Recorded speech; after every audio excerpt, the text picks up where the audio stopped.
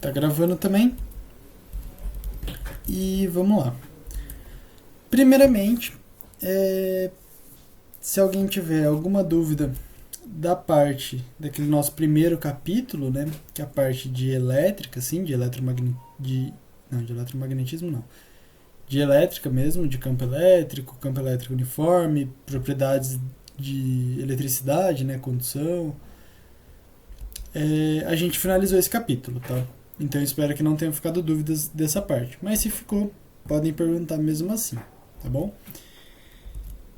E, de acordo com o nosso cronograma, a aula passada foi aula de exercício, então essa aula a gente começa o segundo capítulo da nossa revisão, que é a parte de circuito elétrico, tá? Eu acho que essa parte aqui é a parte mais famosa de física elétrica. Eu acho que é a parte que mais cai em vestibular e é também uma das partes mais conhecidas, né? E até vocês que estavam aqui no primeiro semestre já viram comigo. Mas então, só para relembrar, um circuito elétrico, ele aparece mais ou menos nesse formato aqui, né? Com uma bateria, uma fonte de energia. Aqui ela está representada por esses dois tracinhos, tá? E esses tracinhos significam os polos da nossa bateria. Esse menorzinho é o negativo e o maior é o positivo, tá? E é bom vocês saberem isso para saberem o sentido da corrente, tá bom? Isso é muito importante. Deixa eu fazer em outra cor para não ficar igual aqui as setinhas. Isso aqui é muito importante, vocês saberem esses polos, porque a corrente ela tem sempre um sentido, tá? A corrente elétrica. E ela vai sempre do polo negativo para o polo positivo, tá? E percorre assim o circuito inteiro até que dê a volta e chegue no polo negativo de novo, né? Então ela vai percorrer esse caminho aqui, vai passar aqui, como está mostrando, né? A corrente subindo, e vai dar a volta e vai chegar no polo negativo de novo, tá? E o jeito de você associar é que o menor é negativo e o maior é positivo mesmo. Eu acho que esse daqui acaba lembrando bem, acaba que não esquece, tá? Mas pode vir uma coisa desenhada mais ou menos assim também, né? Uma pilha mesmo. Ignora essa parte de baixo aqui que passou, né? Mas daí ela vai dar, por exemplo, o polo positivo, o polo negativo. Ele vai dar assim no exercício, tá? Porque você tem que saber esses polos para saber o sentido da corrente. E bom, então a nossa primeira parte é essa fonte de energia, mais comum é pilha mesmo. A segunda coisa é a corrente elétrica, que é representada por esse I aqui, tá? E como eu falei, ela sempre vai do negativo para o positivo e ela percorre o circuito elétrico inteiro, tá? E a terceira parte é esse R aqui, né? Esse pedaço, esse componente do nosso circuito, que se chama de resistor ou resistência, tá? Eu acho que resistência é o nome mais comum, né? Mas resistor também conta.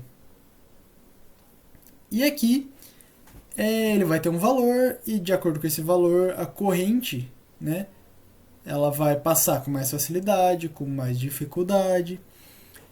E nos pontos anterior e posterior a esse resistor vai ter uma diferença de potencial.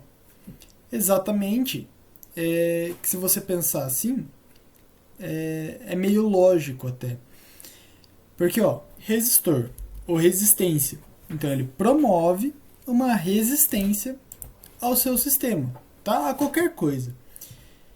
Imagine que, sei lá, um carrinho de supermercado, tá? Você pega um carrinho de supermercado, ver se eu consigo desenhar um aqui. Um carrinho de supermercado, né? Então ele vai ter as 4 rodinhas aqui. Vou fazer aqui a outra rodinha. E aqui a outra rodinha dele. Essa daqui é meio quadrada, mas tudo bem. Então ele tem as 4 rodinhas, né? E suponha que essas 4 funcionam perfeitamente. você vai precisar fazer bem menos força para levar esse carrinho de um ponto a outro, né? Então, vai ser uma força tal, assim, sei lá, 10 newtons, não sei, tanto faz. E suponha que uma roda desse carrinho, que é o que normalmente acontece, é uma só. Ela é bem boba.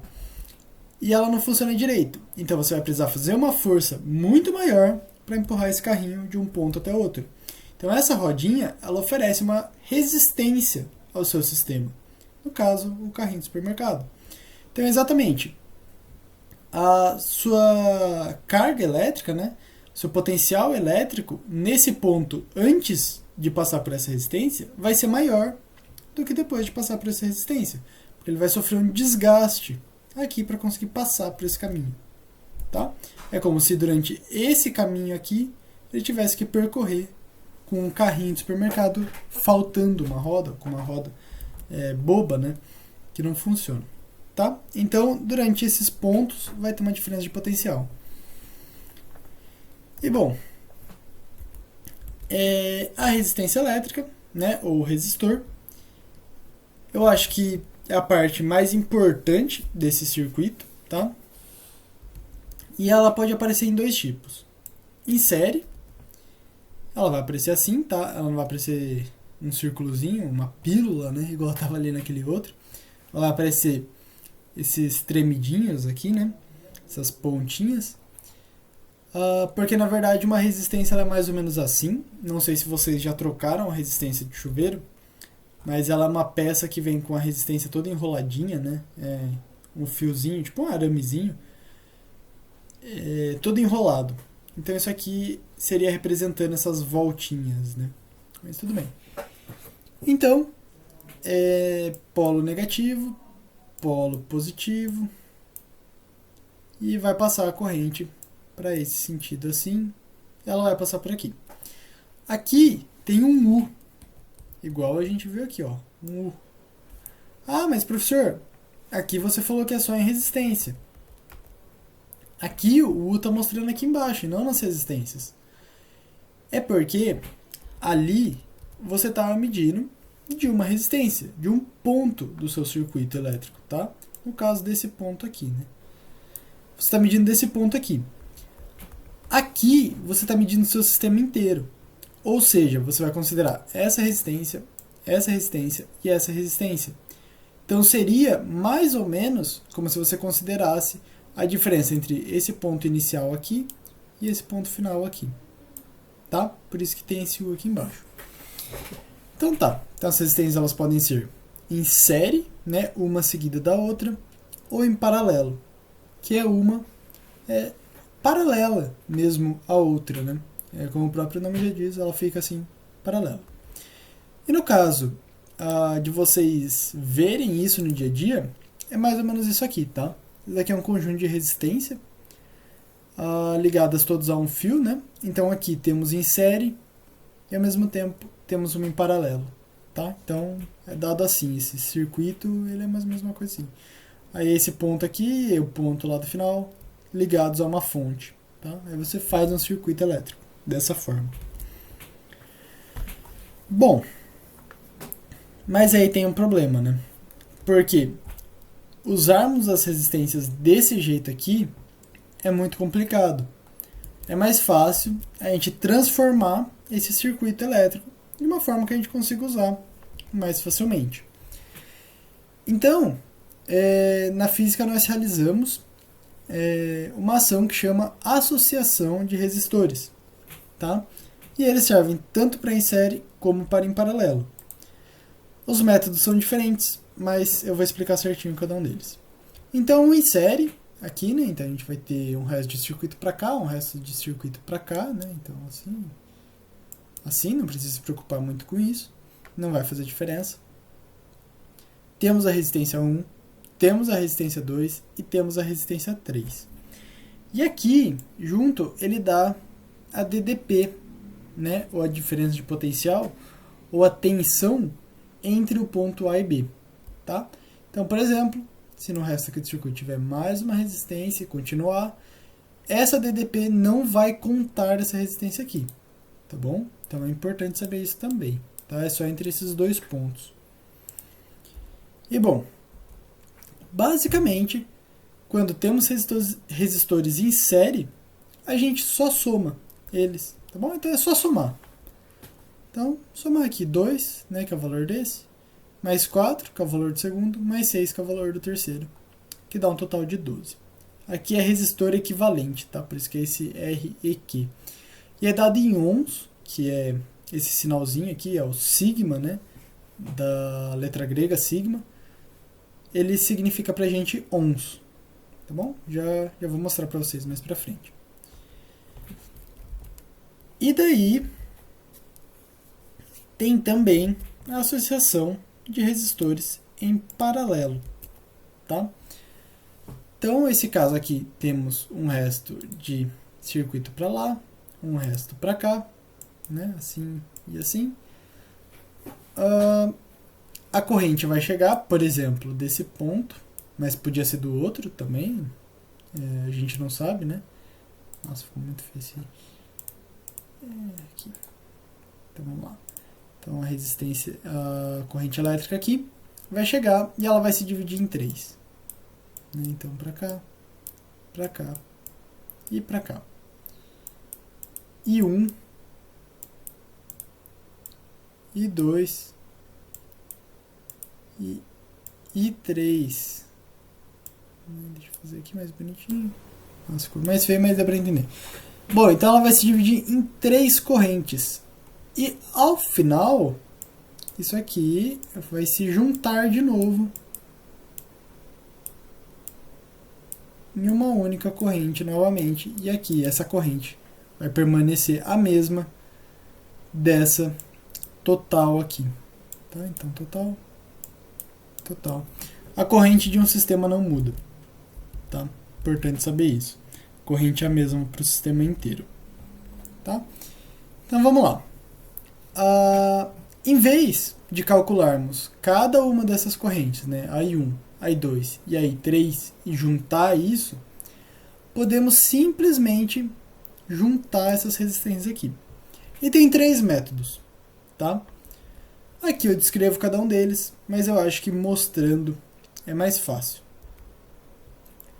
Aqui tem um desenho, né, um memezinho, né, que duas resistências em série dá uma resistência grandona e duas em paralelo dá uma resistência menor, tá? Isso sempre vai acontecer.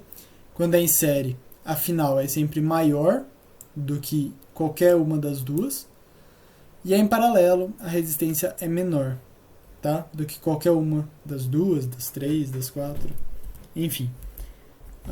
Isso aqui é importante lembrar também.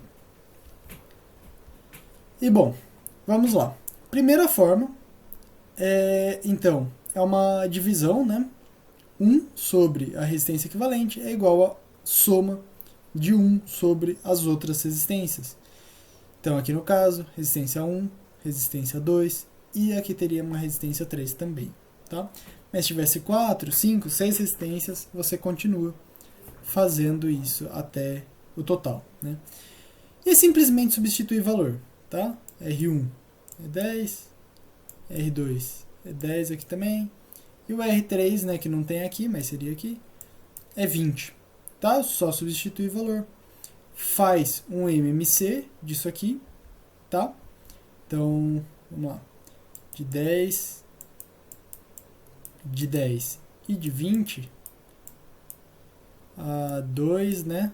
Aqui dá 5, aqui dá 5, aqui dá 10, aí 5, 1, 2 e 2 de novo, 1. Então tá, multiplicando aqui vai dar os 20, né? Então a gente fez o MMC, deu 20 aqui. Ok, o que fazemos depois?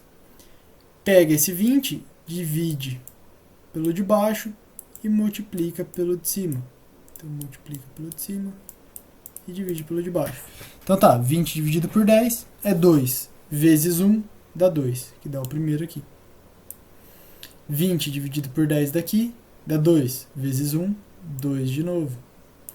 E 20 dividido por 20 dá 1 vezes 1, que vai dar 1 daqui. Tá bom, depois de feito isso, a gente faz essa soma aqui em cima, né? 5 por 20. Só que a gente tem 1 sobre R equivalente. É o inverso do R equivalente. A gente quer a resistência equivalente, não 1 sobre R equivalente. Então, a gente inverte desse lado, inverte desse lado. Vai dar R equivalente é igual a 20 sobre 5, que isso aqui dá 4. Tá bom? Essa é a primeira forma de resolver exercícios de associação de resistores em paralelo. Ela é a mais geral, você vai conseguir fazer ela para qualquer número de resistores. Então, por exemplo, se tiver 80 resistores, você vai conseguir fazer usando ela. Vai dar um trabalho, mas você vai conseguir. E o problema dela é que ela é extremamente braçal. Você precisa ficar fazendo muita conta para ela. Aqui são números mais tranquilos, mas podem vir números quebrados, por exemplo, 13,5. E daí para você jogar aqui embaixo e fazer MMC disso, acaba ficando muito feio. E daí acaba que não vale a pena você usar essa técnica aqui, tá? E daí você pode usar uma dessas outras duas que temos aqui.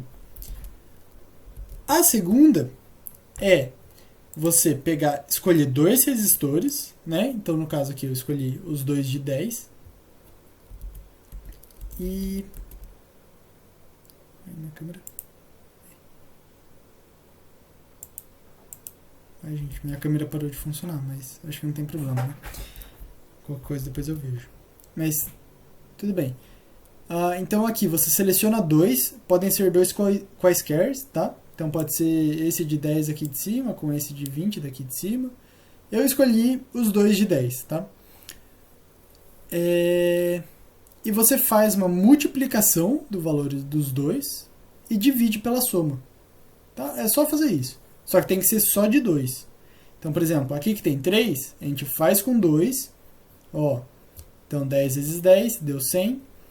10 mais 10 deu 20. 100 dividido por 20 é igual a 5. Então, aquele sistema que está aqui em cima vai ficar desse jeito aqui. Nossa, não tem problema. Aqui. Aí vai ter um resistor aqui de 5, que foi o que a gente achou, e um resistor aqui, que é o de 20. Tá? Então, aí você tem que fazer isso aqui de novo, para o 5 e para o 20, que vai dar desse jeito aqui. Tá?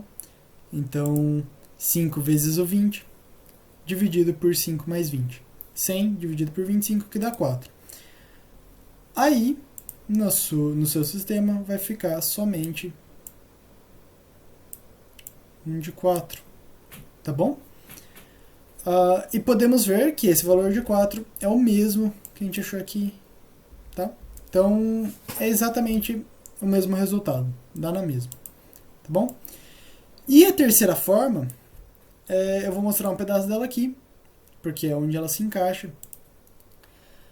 Mas o R equivalente, você pode pegar resistores de mesmo valor e dividir pelo número de resistores. Então esse é obrigatoriamente o mesmo valor, tá? Então, deixa eu até puxar uma setinha aqui. Mesmo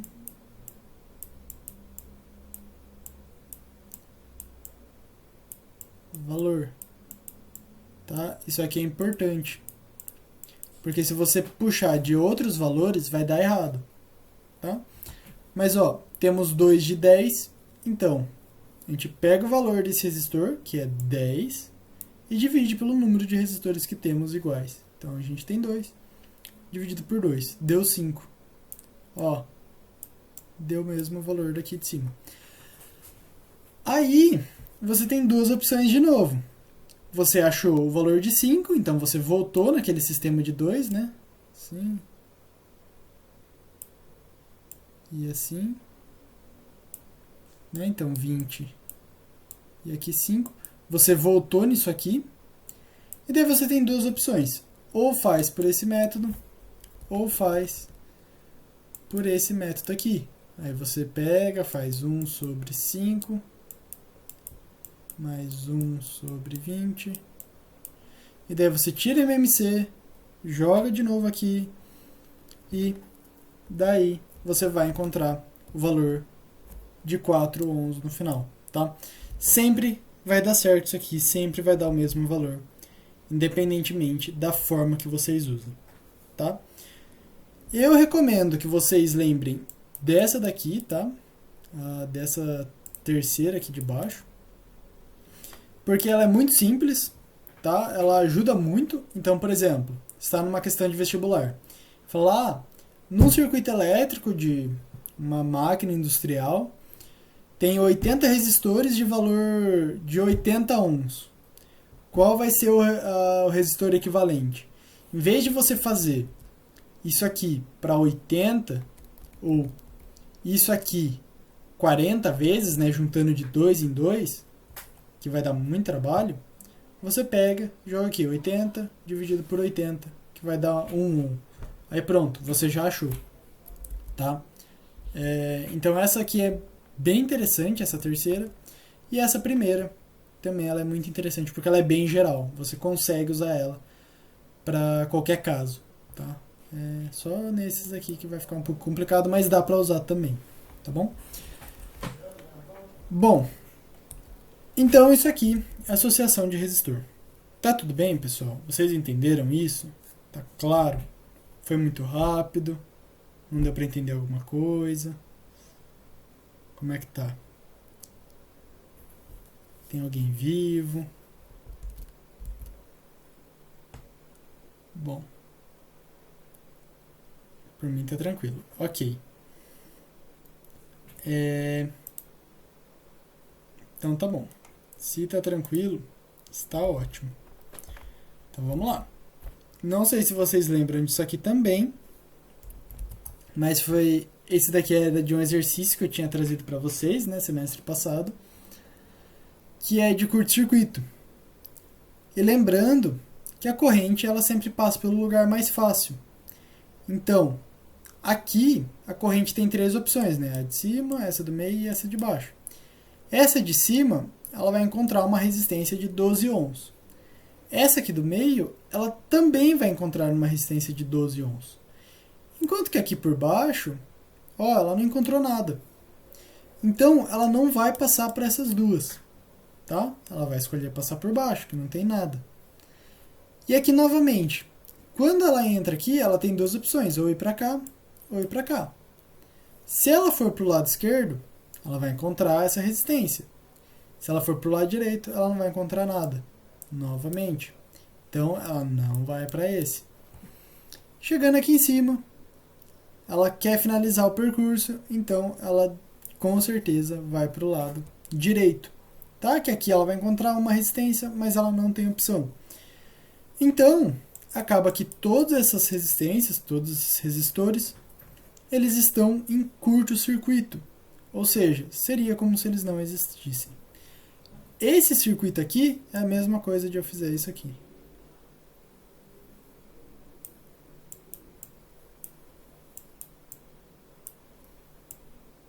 Tá? Porque eles não existem. É só uma resistência que realmente a corrente vai passar por ela. Tá? Deixa eu fazer outro X aqui. Isso. Pronto.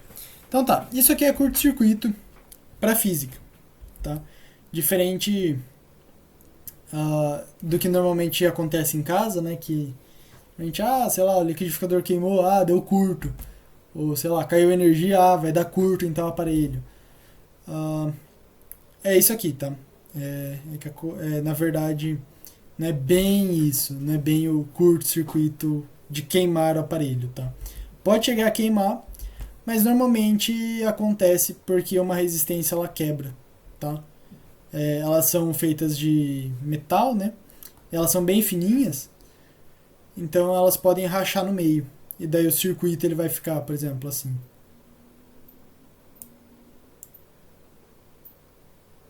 Né? Ele vai ficar incompleto.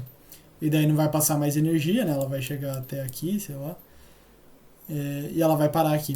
Ela vai ter uma interrupção. E daí o aparelho não vai mais ligar. Tá? Mas não é bem isso o curto-circuito. mas no dia a dia a gente usa pensando nisso aqui.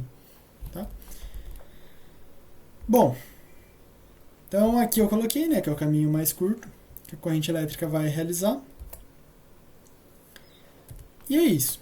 Tá? Curto-circuito eu acho que bem tranquilo também, nenhuma dificuldade nessa parte. E agora a gente entra novamente em lei de Ohm. Não sei se vocês lembram também disso, mas é o U que ri, né? Então o U, ele ri, né? É como se ele fosse um sorriso grandão. Aqui, eu lembro que eu fiz os olhinhos. Ele não parece muito feliz aqui, mas ele tá sorrindo, tá? É um U sorrindo aqui. E bom, esse U é a tensão, né? Ou a DDP, ou diferença de potencial. Eu sempre falo os três para lembrar que é a mesma coisa. Ela é dada em volts e é do sistema. Tá? Normalmente calcula-se do sistema. Algumas vezes pode ser que peça de alguns pontos específicos, mas normalmente é do sistema.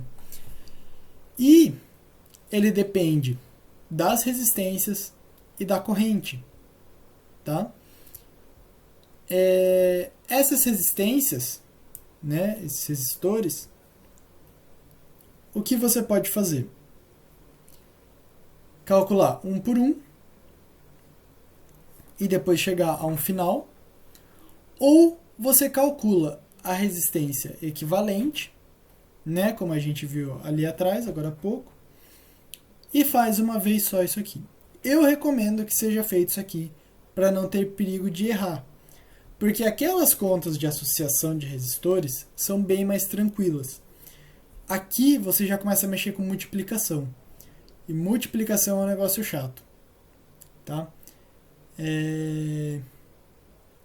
Então eu sugiro que vocês façam a resistência equivalente primeiro e depois multipliquem pela corrente, que é mais tranquilo. Tá? Resistência sempre em ohm e corrente elétrica em ampere. Bom? E bom, não sei se vocês lembram disso aqui também, mas esse triângulozinho, ele é bem utilizado. Vocês podem até, quando pegarem a prova, já escrever num cantinho ali na primeira página, faz esse triângulo, porque ele é muito útil. Então, por exemplo, para vocês usarem ele, é bem simples também. Vocês pegam o que vocês querem, né? Então, por exemplo, se você quer a tensão, ela está em cima, né? Então é dividido por I vezes R, né? O I vezes o R aqui. Se você quer a resistência, aí é a resistência, né? Vezes igual a U dividido por I. Então você seleciona o que você quer e tira ele de lá. Então, por exemplo, a resistência sobra o quê? U sobre I. Então é U sobre I. Agora eu quero a corrente. Então eu quero a corrente, tira a corrente. É U sobre R. Aqui, ó. Então, isso aqui vocês conseguem usar muito bem, né? Não sei se vocês lembram, mas é sempre importante mostrar isso aqui para vocês, porque daí vocês não esquecem. E bom, após a primeira lei de Ohm, temos a segunda lei de Ohm, que ela serve para fios, né? Então, fios mais densos, fios com áreas maiores, né? Essas áreas aqui, é a área de secção, né? Então, eu lembro que eu até falei para vocês que é isso aqui, né? A secção é um corte no meio do fio, então é como se cortasse aqui assim, né? Só que reto.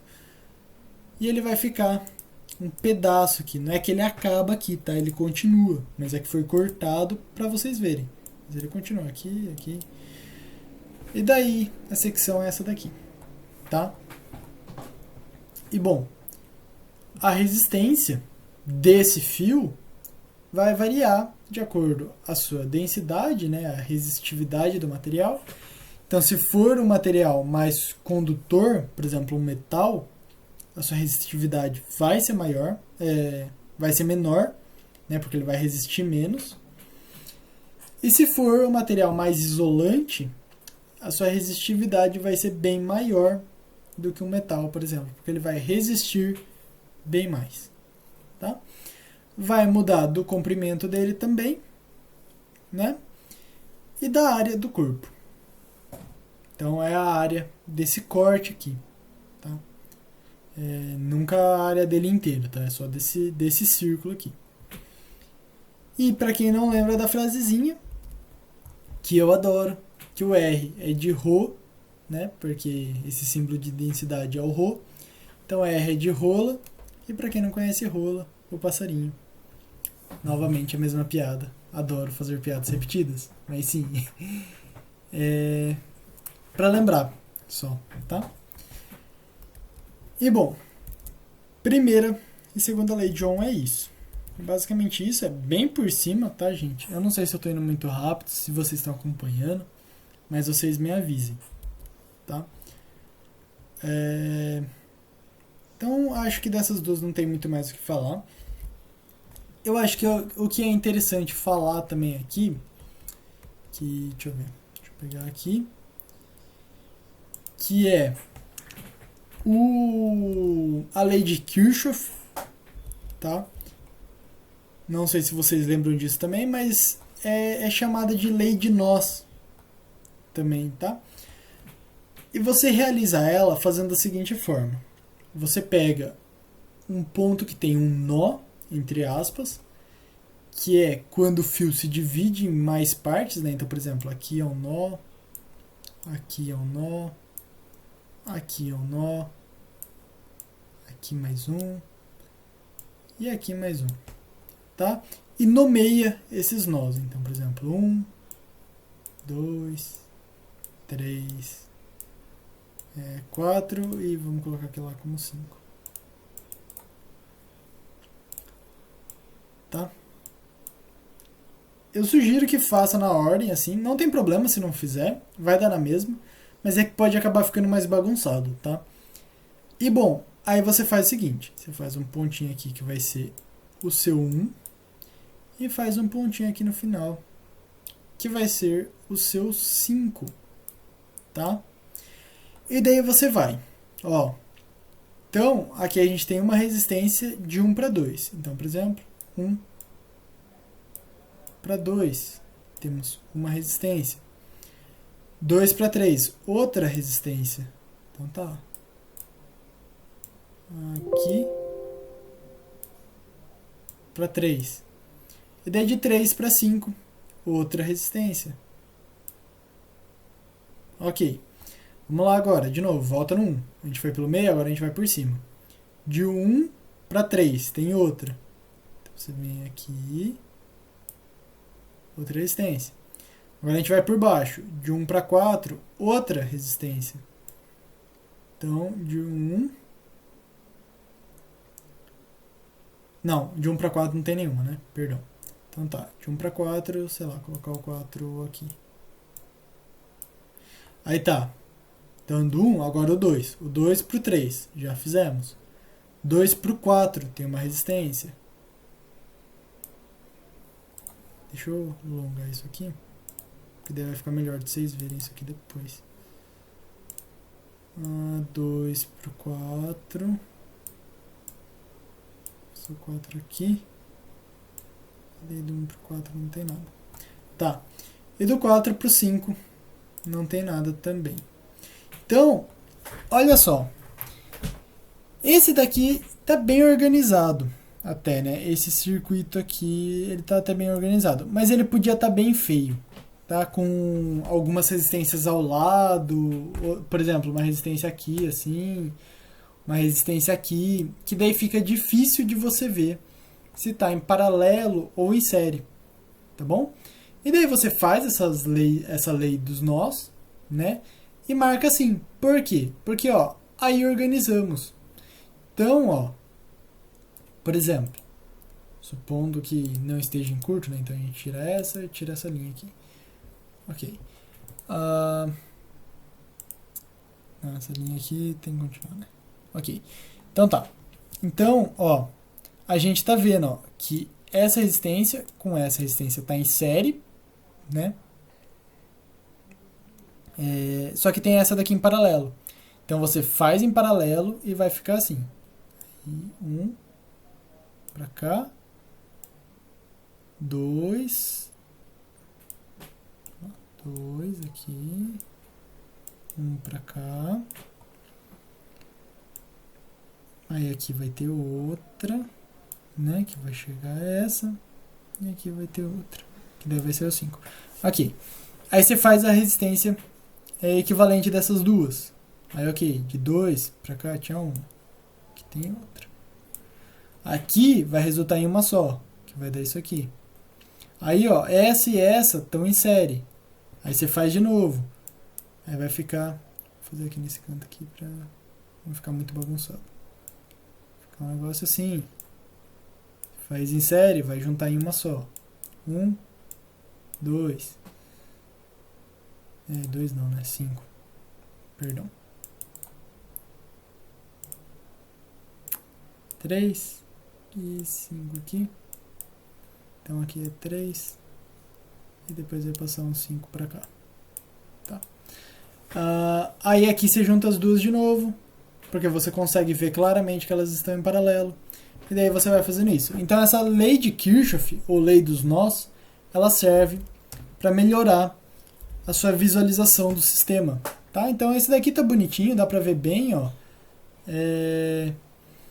Aqui a gente consegue ver que tem em série, em paralelo, tudo certinho. Ó. Essa em paralelo com essas duas. Essas daqui em série, né? Paralelo com essa e tal. Dá pra ver bonitinho. Mas daí, essa lei dos nós serve para isso. Tá bom? Então tá. Então acho que essa parte aqui de leis de Ohm tá tudo ok.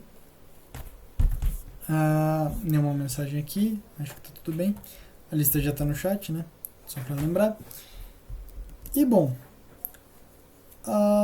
vamos para a última parte aqui da aula de hoje, dessa revisão, que é de efeito Joule, tá? O efeito Joule nada mais é do que a conversão de energia elétrica em calor.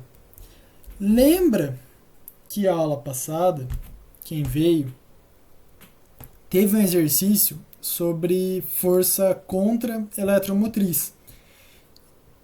E eu falei que essa força contra eletromotriz, ela é referente à conversão de energia elétrica em outras energias, exceto o calor. Porque sempre vai gerar o calor. Sempre vai ter o efeito Joule.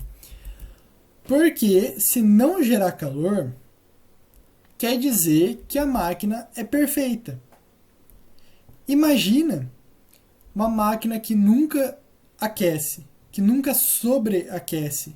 Ou seja, a máquina pode trabalhar 24 horas por dia, todos os dias do ano, todos os anos, até sempre. Ela não vai dar um defeito por superaquecimento, ela não vai precisar desligar. Isso seria perfeito, né? Então, infelizmente ainda não existe, tá? Ainda pode ser que um dia exista, mas ainda não chegamos lá. E parte da energia elétrica é convertida em calor, tá? Sempre. E até aqui, né, tem uma imagem de uma lâmpada, daquelas mais antigas, que tem essa resistência aqui no meio. É um filetinho de metal, né, enroladinho. E essa energia elétrica passa aqui, essa corrente, né, passa uma corrente elétrica aqui. E essa resistência aquece tanto que ela acende, tá? Esse aceso aqui dela é de calor. Por isso que ela esquenta muito quando você vai tentar trocar ela, que ela queima, né, estoura um pedacinho dessa resistência. Você vai trocar ela, ela está muito quente. É porque ela acende através de calor somente, tá bom? Bom, e o efeito Joule é isso, né? A quantidade de energia que o resistor transforma em calor. Então, é essa quantidade aqui que ele está passando para calor. A formulinha do efeito Joule é essa, que seria a potência, que é a quantidade de energia por um tempo, que é transformada, né? Então, até que a fórmula faz sentido com a teoria. normalmente, né? Isso acontece. Mas dá pra gente ler ela dessa forma, tá? A potência daquele aparelho é a quantidade de energia que ele transforma em calor por um tempo, tá? E aqui é uma daquelas fórmulas gerais, né? Que também vem da teoria da corrente elétrica, que é a quantidade de carga que passa por um determinado tempo, tá? Então isso daqui é bem teoria, é bem geral também. Dificilmente vocês vão utilizá-la, mas é bom saber, né? É bom ter de bagagem ali guardada. Então, corrente elétrica é igual a quantidade de carga em um determinado tempo, tá? Então a gente vai pegar a fórmula da potência. Essa potência é diferente da anterior, tá? E ela vai ser dessa forma aqui: carga vezes a tensão dividido pelo tempo. Se vocês prestarem atenção, isso daqui é exatamente igual ao de cima, e a gente pode trocar. Então, esse daqui, a gente tem a segunda lei de Ohm, que é a rolinha, e a rolinha é um passarinho, e portanto ela pia. Então, efeito Joule, piu, tá? Piu aqui bonitinho. E a potência dissipada. Então, potência, quantidade de energia transformada em determinado tempo. A potência dissipada é igual a corrente vezes a tensão, tá bom? Ou a DDP, ou a diferença de potencial. Piu. E a gente pode também, além de transformar, né, a fórmula da potência dissipada em piu, podemos juntar ela com a do Curie, porque tem o U aqui e tem o I também. Então, é aquela mesma coisa daquele triângulo. Você pega o que você quer e elimina o resto, né? Você transforma o resto. Então, por exemplo, eu tenho tensão, eu tenho corrente, mas eu não tenho a resistência. Aí você usa piu. Eu tenho potência, tem a resistência e tem a corrente, mas eu não tenho a tensão. Então você vai pegar essa tensão aqui, né, e substituir por aqui. Então aqui vai ficar R vezes I vezes o I que já tinha aqui. Então I vezes I ao quadrado. Você não depende da tensão. Agora eu não tenho a corrente. Eu preciso de alguma fórmula que não use a corrente. Então, ao invés de você substituir o U, você tem que substituir o I. Tá? Esse I você tem que trocar por alguma coisa. A gente pode converter essa fórmula em I é igual a U sobre R. Tá? Lá do nosso triângulo que a gente viu agora de pouco. Ou você pode só passar isso aqui dividindo, que dá na mesma também. Tá? Então I é igual a U sobre R. U vezes I, você troca, vai ficar U vezes U sobre R. Isso aqui dá U ao quadrado. Então você tem uma fórmula que você não depende da corrente. Tá? Então é importante saber essas transformações. É importante saber conciliar as fórmulas. Tá? Você consegue mexer com elas e assim perder algumas variáveis. E isso te ajuda muito na hora de resolver exercício. Tá bom? Bom, pessoal, era isso a aula de hoje que eu tinha trazido para vocês. A terceira parte da nossa revisão. E ela é basicamente o capítulo 2 inteiro, falta só um pedacinho de circuito. E daí é exercício. Ficou alguma dúvida? Eu fui muito rápido? O que vocês acharam? Vocês acham que está funcionando essa revisão? Vocês estão gostando? Gostaria também de um feedback de vocês. Bom, deixa eu